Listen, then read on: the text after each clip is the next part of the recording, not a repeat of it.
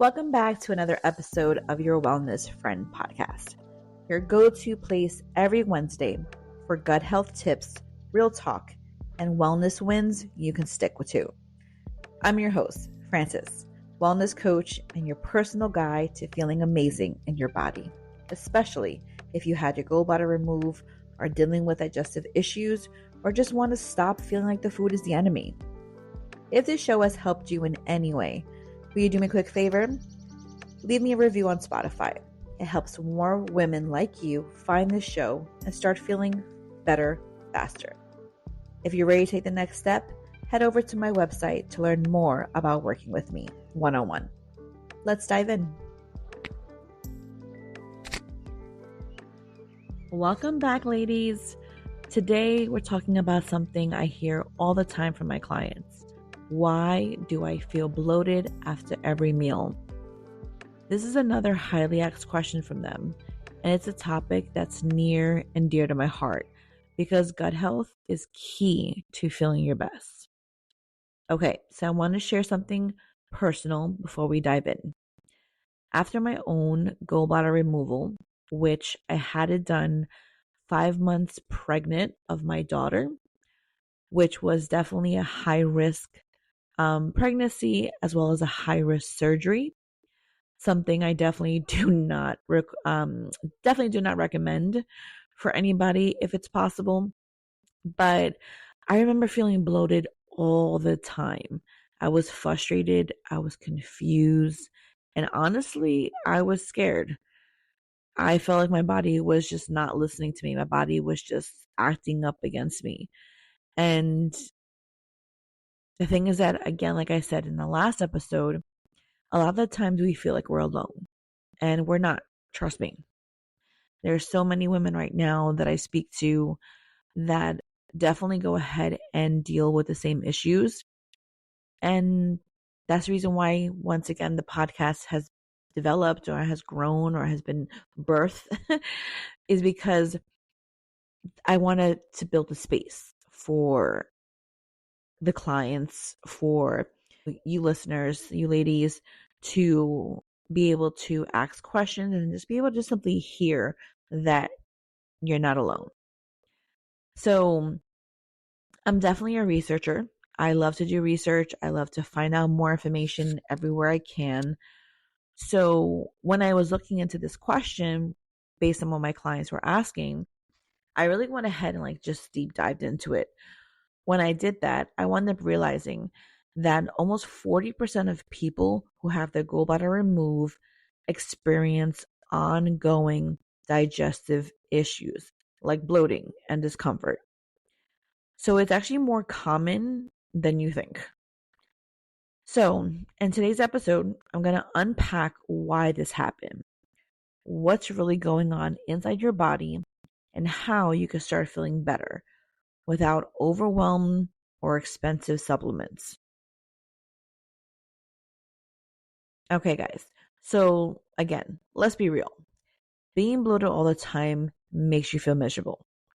For women like us, balancing work, family, and health, it's even harder when your body doesn't want to cooperate with you. So after gallbladder removal, I just want to break it down for you guys. So here's the deal. After gallbladder removal, your digestive system changes. So without your gallbladder, there's no stored up bile. So your liver has to drip constantly into your intestines, which can help break down the fat. And when it does not do that properly, it becomes tricky, and that's what causes the actual bloating. So bloating can be caused by a few things, like food intolerance, stress, or even how you're eating, which is pretty crazy. And again, this is something that personally, when I had my gallbladder removed, I was going through a lot. Like I said, I had a brand new newborn. I had a C-section, the second one, because my son also was a C-section. So I was dealing with all of that happening at the same time. And if there's any women out there that could relate, please leave a comment.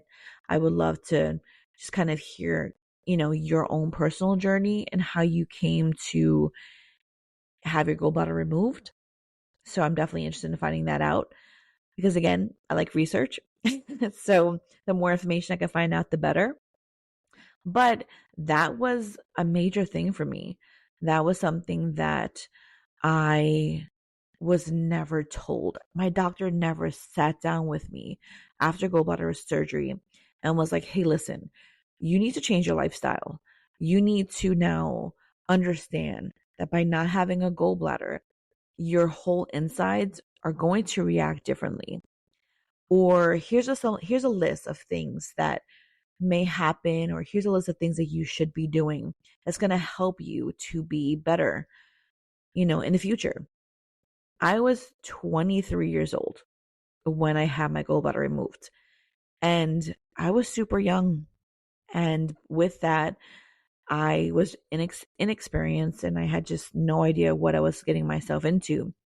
And a lot of my clients really deal with the same problem. A lot of my clients, again, a very common question, or it's a very common response I get is, nobody told me this, or I wish I knew before, or why don't they take the time and speak to me before they send me home to live my life? And what happened is that a lot of the times doctors just sadly don't have the time to sit down with you because they're on a go, go, go status as well. Um, like I said before, I actually work in a wellness center. Currently, that's my 9 to 5. And I have had the pleasure of working with a lot of nurses.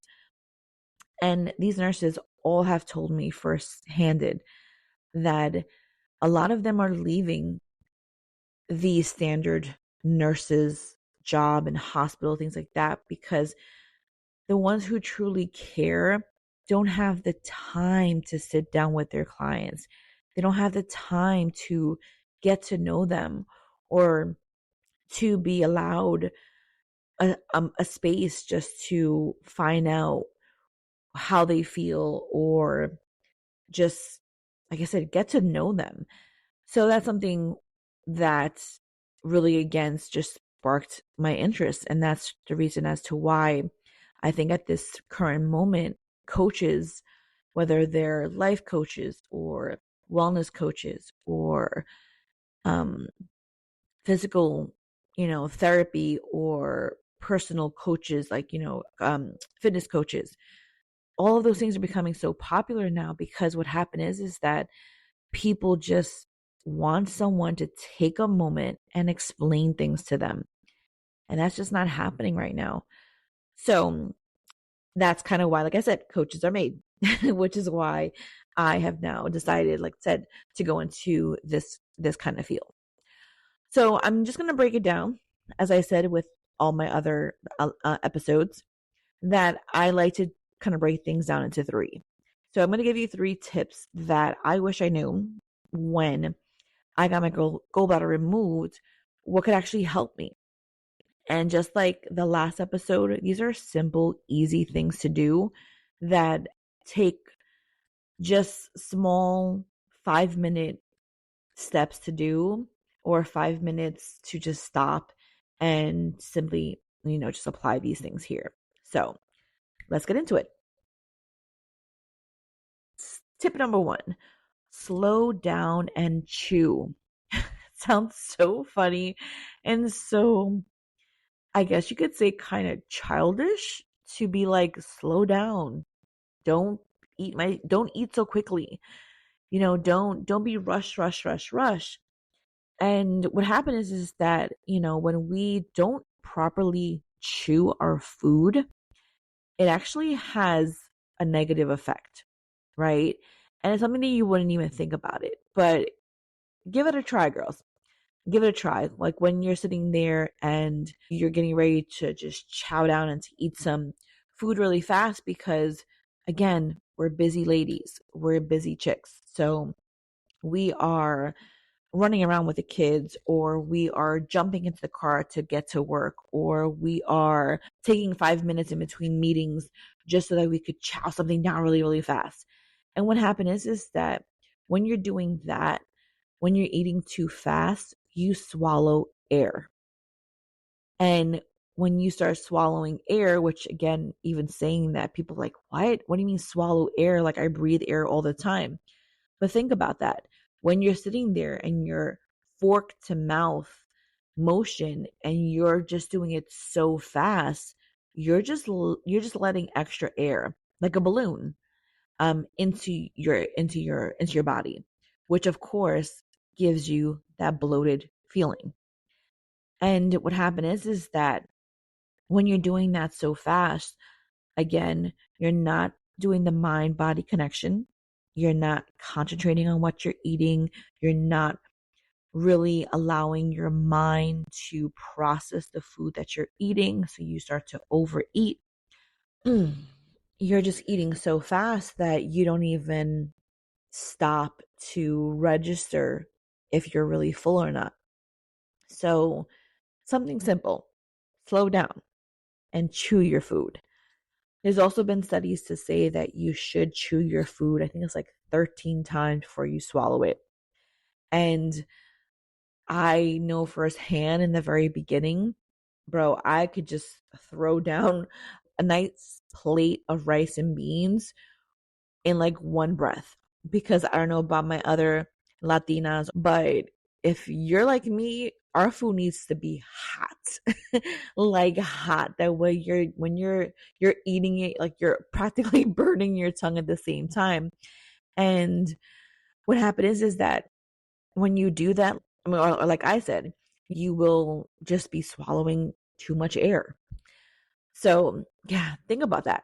Believe me, when I started thinking about it and paying attention to when I'm eating and how fast, yeah, I definitely slowed down and has made a tremendous difference.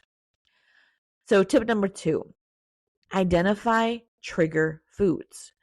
Now, because of, again, today's day and age, because of how our food is made and where our food is coming from, there are so many additives. There are so many things that are just so unhealthy that gets added into most simplest of things. So what happened is that a lot of people are developing triggers.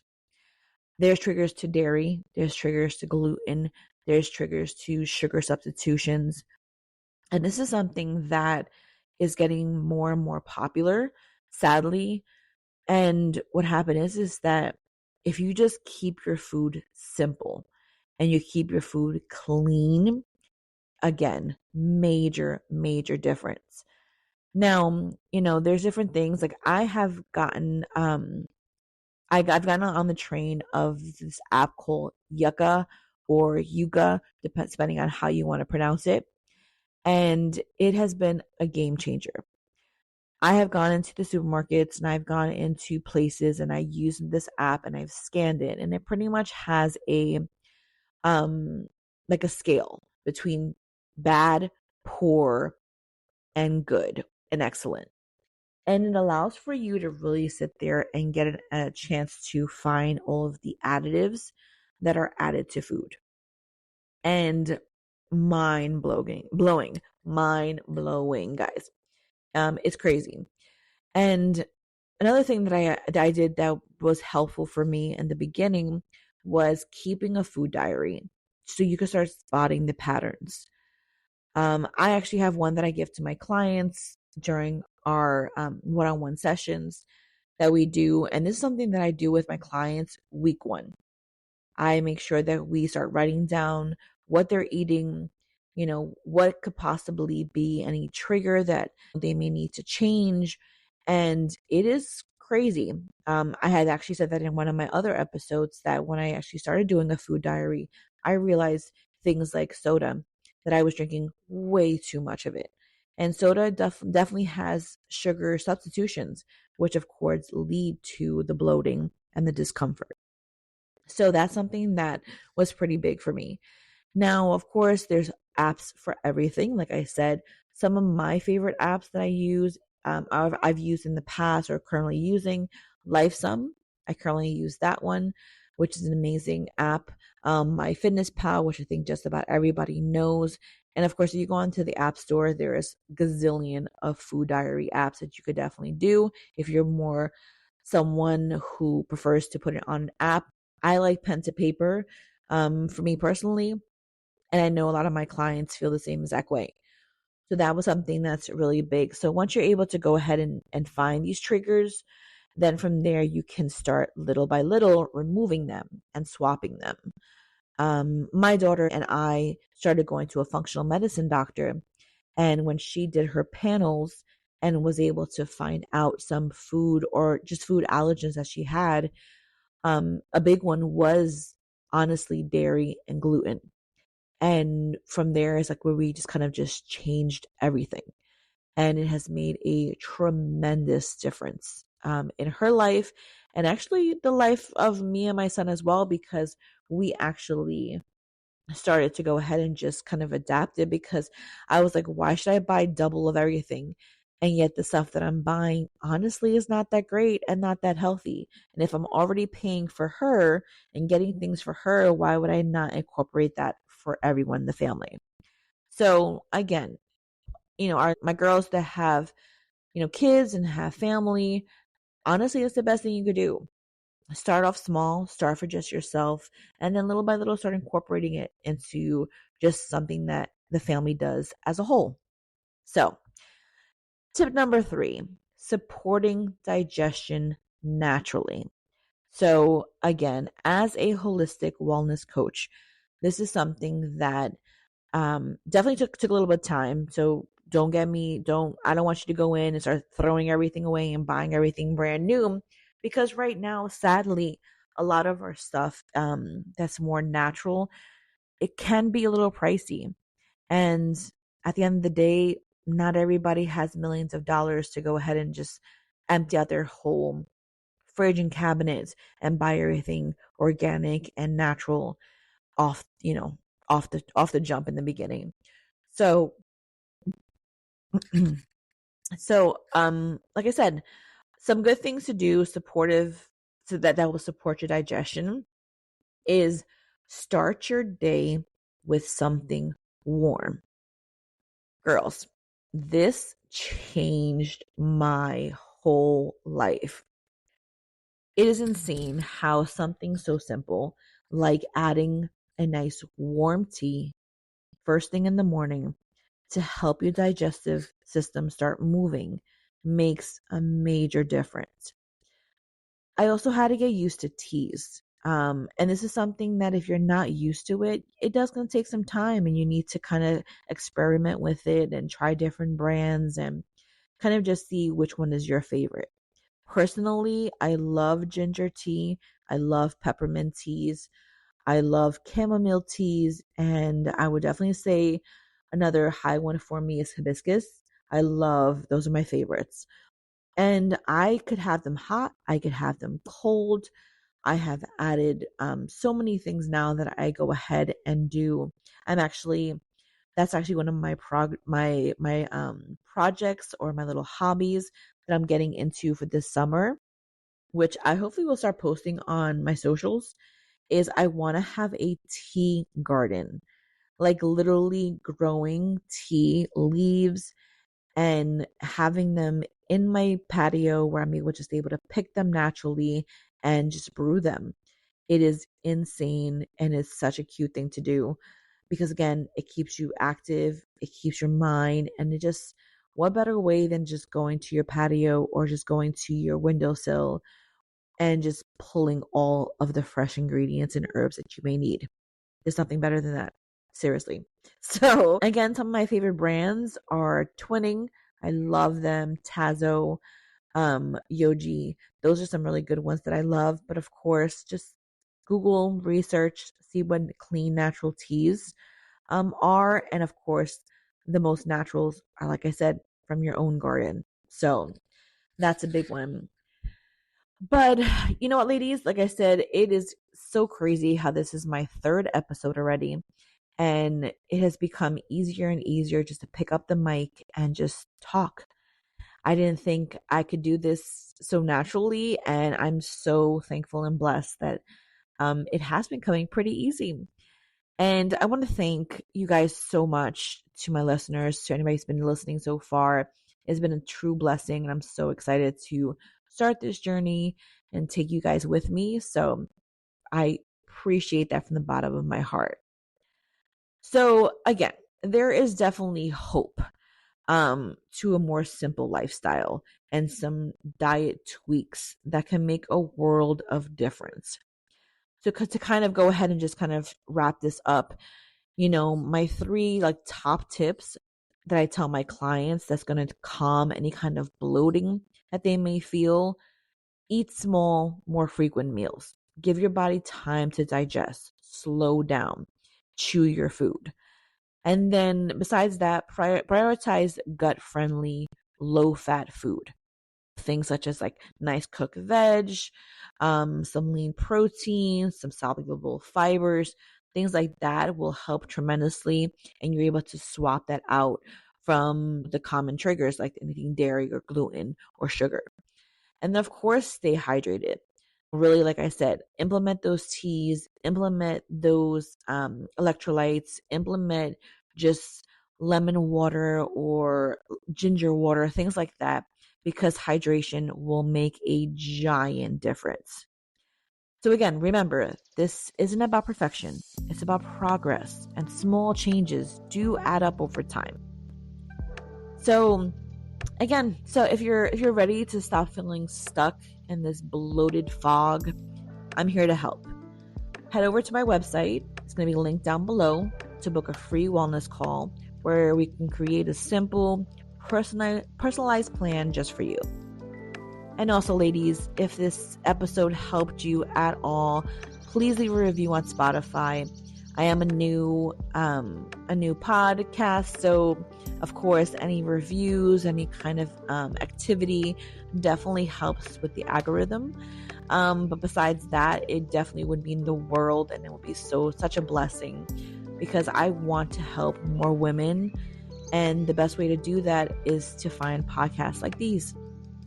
So yay, episode 3 is already on a wrap. I want to thank you so much for listening to your Wellness Friend podcast, and I will catch up with you ladies next Wednesday for some more real talk and real solutions. You guys have a great one. Take care.